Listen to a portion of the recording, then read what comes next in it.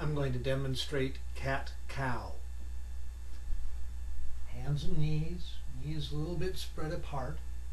Inhale, arch your head up and your back down. Exhale, head goes down, back arches up. And you just start slowly and you breathe with it.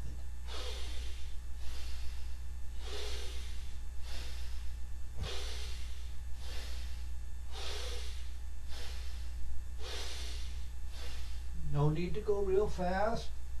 Just keep a nice steady rhythm.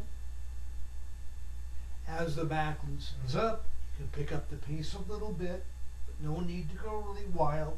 That's when you can pull a back muscle. It's great exercise, loosening up the back, keeping it strong, keeping you nice and supple. 3 minutes of this a day is just very excellent.